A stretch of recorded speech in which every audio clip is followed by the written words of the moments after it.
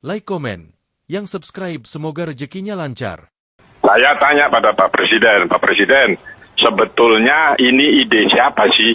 Kok seperti ini? Jawaban Pak Presiden, itu ide saya, Mas. Ini pertanyaan susah semua nih. Ada yang gampang.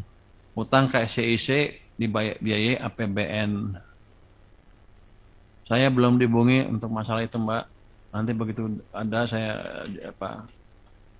di jumpa pers yang mingguan deh saya kasih tahu update-nya seperti apa. Yang jelas sekarang saya belum dihubungin tentang masalah itu.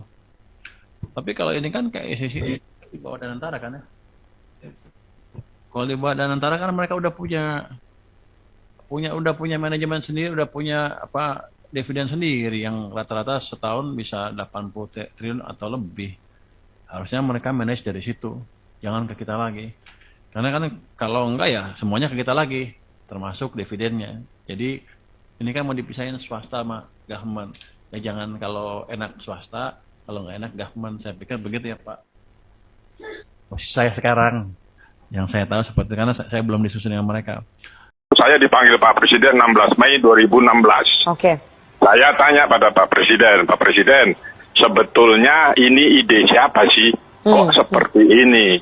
Jawaban Pak Presiden, itu ide saya, Mas. Karena untuk menjadi bangsa yang besar, kita harus mempunyai teknologi tinggi. Dan saya memilih kereta cepat karena dibantu Cina. Itu waktu saya diajak naik kereta oleh Xi Jinping, ini enak sekali dan Cina mau bantu. Saya bilang, oke, Pak, tetapi kosnya mahal sekali. Enggak, tenang saja. Tidak apa-apa, bisa kita biayai. Ya sudah, saya sudah sampaikan kemungkinan-kemungkinan yang sekarang terjadi. Oke.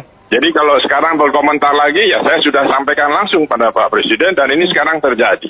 Masyarakat menginginkan penerimaan pajak naik, namun masyarakat dan dunia usaha biasanya juga sangat segan untuk mau membayar pajak.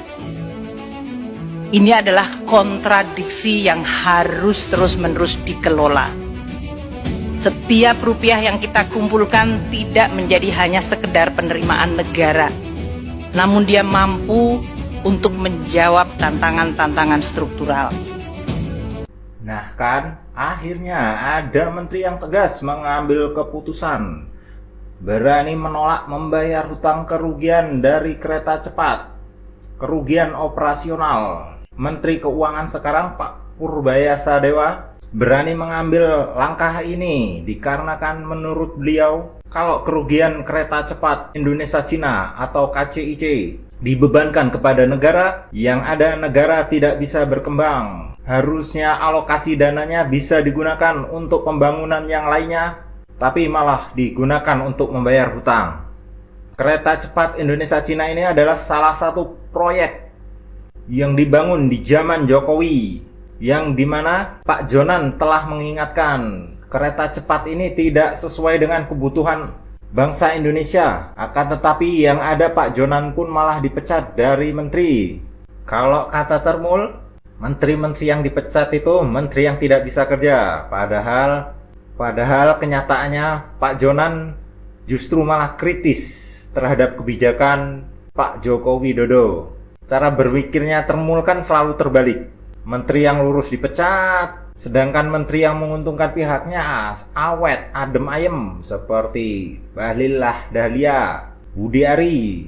Baru-baru kali ini aja dia dipecat. Sebelum-sebelumnya santai, menikmati gaji yang diperoleh dari rakyat. Menurut Pak Purbaya, langkah besar yang dilakukan Menteri Keuangan sekarang mendapat sorotan positif dari banyak masyarakat karena kebijakan-kebijakan yang diterapkan oleh Bapak Purbaya pro kepada rakyat. Kalau menurut Menteri Keuangan sekarang, BUMN yang merugi harus mengintrospeksi diri baru bisa mengajukan dana buat pengembangan. Beda sama zaman Sri Mulyani dahulu.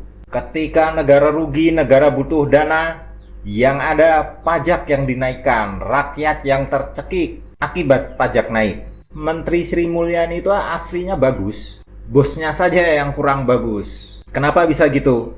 Sri Mulyani pernah ditunjuk menjadi Direktur Pelaksana Bank Dunia.